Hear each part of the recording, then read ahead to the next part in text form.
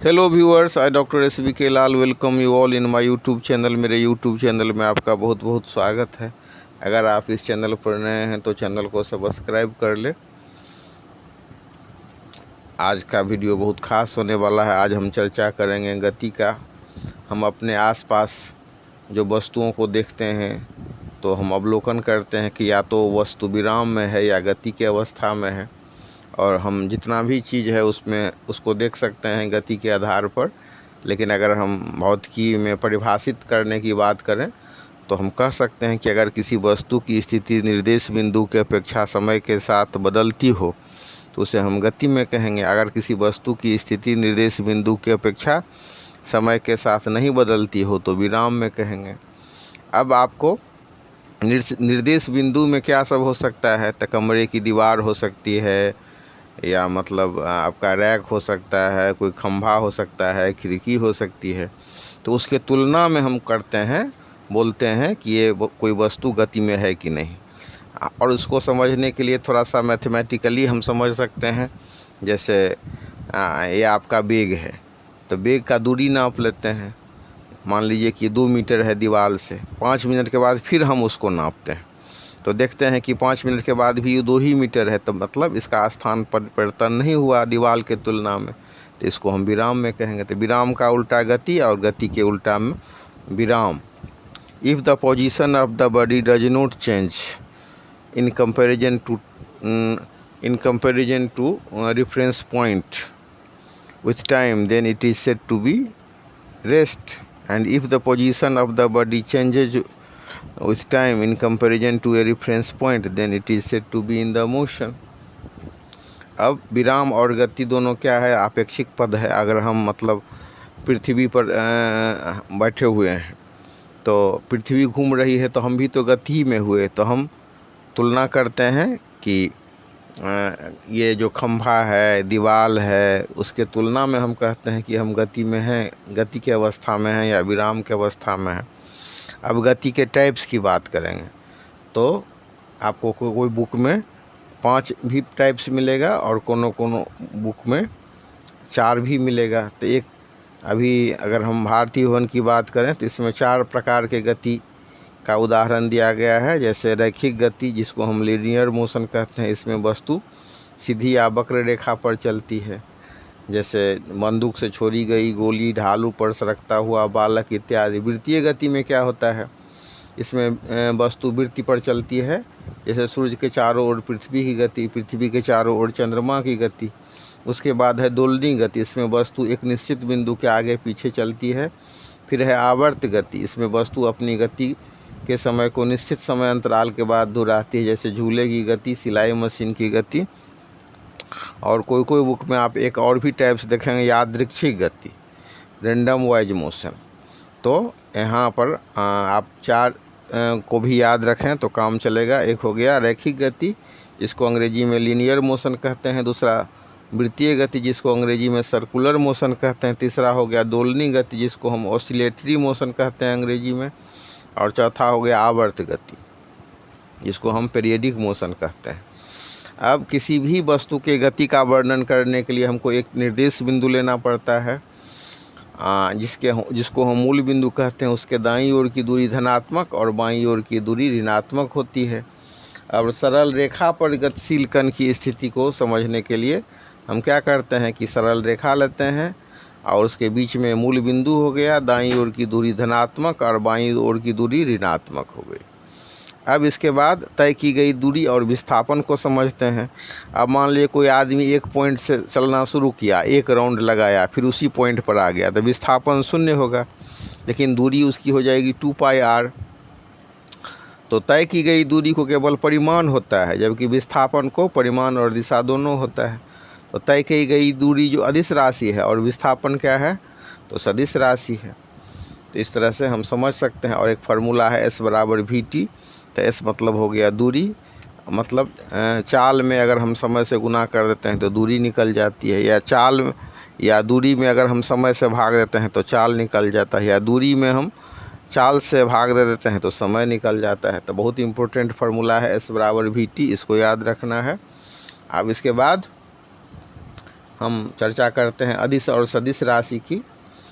वैसी भौतिक राशि जिसको पूर्ण रूप से व्यक्त करने के लिए केवल परिमाण की आवश्यकता होती है उसे हम अदिश राशि कहते हैं, जैसे मतलब आयतन, समय, घनत्व, ऊर्जा आदि।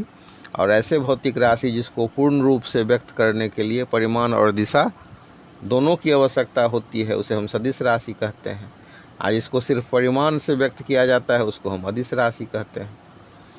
तो ऐसी भौतिक राशि जिसको व्यक्त करने के लिए केवल परिमाण की आवश्यकता होती है उसे हम अदिश राशि कहते हैं। और ऐसी भौतिक राशि जिसको पूर्ण रूप से व्यक्त करने के लिए परिमाण और दिशा दोनों की आवश्यकता होती है उसे सदिश राशि कहते हैं। सदिश का उदाहरण की बात करें तो इसमें हो जाएगा वेग, त्वरण, विस्थापन, ये सब सदिश राशि है। तो अभी हम कुछ परिभाषा सबका चर्चा कर रहे हैं, इसके बाद से फिर एक वीडियो आपको बना देंगे वो सदिश के लिए। अभी हम जो मोटा मोटी जो डिफिनेशन है उसको कर लेते हैं बढ़िया से। तो सदिश और अदिश राशि हो गया। उसके अलावा हम चाल की बात करें तो यहाँ पर आप देखेंगे औसत चाल, एक समान चाल, असमान चाल। तो औसत चाल किसे कहते हैं? किसी वस्तु द्वारा किसी समय अंतराल में तय की गई दूरी और उस समय अंतराल के अनुपात को उस वस्तु की औसत चाल कहते हैं। तो औसत चाल का फॉर्मूला क्या होता है? तय की गई दूरी बटा दूरी तय करने में लगा समय। इसके बाद हम चर्चा करते हैं एक समान चाल की। यदि कोई वस्तु बराबर समय अंतराल में बराबर दूरी तय करे, चाहे वह समय अंतराल कितना ही छोटा क्यों न हो, तो कहा जाता है कि वह एक समान चाल से गति कर रही है। यहाँ पर आपको S बराबर VT फार्मूला से हम चाल का मान ज्ञात कर सकते हैं। V बराबर S बटा T, मतलब V क्या हो गया? तो चाल, S मतलब दूरी या T मतलब टाइम। तो दूरी में समय से भाग देने पर हमको एक समान मान चाल पता चल जाएगा। और चाल के मात्रक की बात करें तो मीटर प्रति सेकंड हो गया।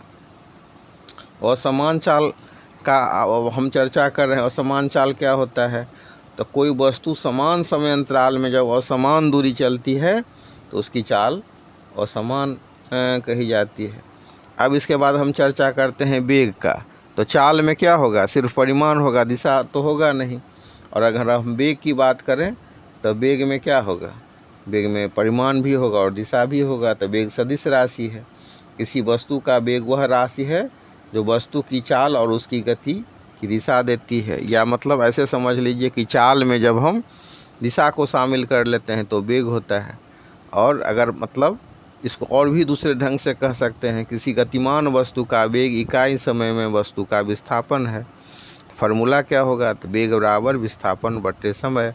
और इसी यहीं पर जो पहला इक्वेशन इससे पहले देखें S बराबर VT, तो S को हम विस्थापन अगर मान लें और V को वेग मान लें और T को टाइम, तो कह सकते हैं V बराबर S बटे T, मतलब वेग बराबर विस्थापन बटे समय।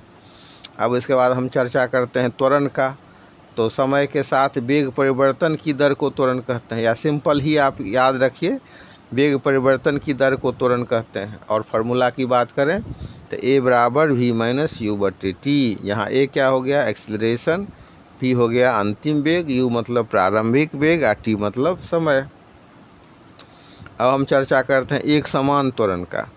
त्वरण दो प्रकार का होता है, एक को हम धनात्मक त्वरण कहते हैं, दूसरे को ऋणात्मक त्वरण कहते हैं। तो अंग्रेजी में एक हो गया एक्सीलरेशन और दूसरा हो गया रिटार्डेशन। ऋणात्मक त्वरण को हम रिटार्डेशन कहते हैं। अब हम चर्चा कर लेते हैं एक समान त्वरण का। जब किसी वस्तु के वेग में बराबर समय अंतराल में, चाहे समय अंतराल कितना ही छोटा क्यों न हो, बराबर परिवर्तन होता है तो उसका त्वरण एक समान या अचर कहा जाता है।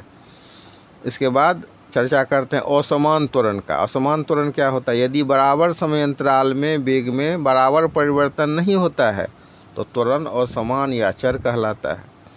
अब इसी चैप्टर में आपको ग्राफ के बारे में बतलाया जाएगा। ग्राफ क्या होता है? तो ग्राफ दो चर राशियों के बीच के संबंध को दर्शाने की एक सशक्त एवं सुविधाजनक विधि है। इसमें हम सबसे पहले अक्ष का चुनाव करते हैं, फिर स्केल का चुनाव करते हैं, फिर बिंदुओं को चिन्हित करते हैं, फिर बिंदुओं को मिलाते हैं। तो ये इस तरह से हम ग्राफ को समझ सकते हैं। कोई भी ग्राफ प्लॉट करने के लिए ये सब चरण होगा और अलग अलग चीज़ का ग्राफ अलग अलग आकृति का होगा। जैसे समय या वस्तु की स्थिति दिखलाने वाला दूरी समय ग्राफ है, या मतलब चाल समय ग्राफ है। इस तरह से अलग अलग ग्राफ को हम समझ सकते हैं। इसके बाद इसमें आपको वेग इसमें जो काइनेमेटिक इक्वेशंस भी आप देखेंगे, शुद्ध गतिकीय समीकरण। तो इसमें 3-4 ठो इक्वेशन है, इसको याद में रखना है आपको, ग्राफीय विधि से इसको साबित भी करना है। तो एक इक्वेशन है v बराबर u प्लस ए टी, मतलब अंतिम वेग बराबर हो गया प्रारंभिक वेग प्लस त्वरण गुने समय। और फिर एक इक्वेशन है s बराबर U T plus half A T square. यहाँ पर s क्या हो गया, तो दूरी, u मतलब प्रारंभिक वेग, t मतलब समय, a मतलब एक्सीलरेशन। इसके बाद एक और इक्वेशन है v स्क्वायर बराबर यू स्क्वायर जो 2as, और v एवरेज बराबर u plus v upon T. तो इस तरह से हम इसको समझ सकते हैं। फिर इसमें आप वृत्तीय गति के बारे में भी जानेंगे, v बराबर 2 पाई r बटा टी वाला फार्मूला।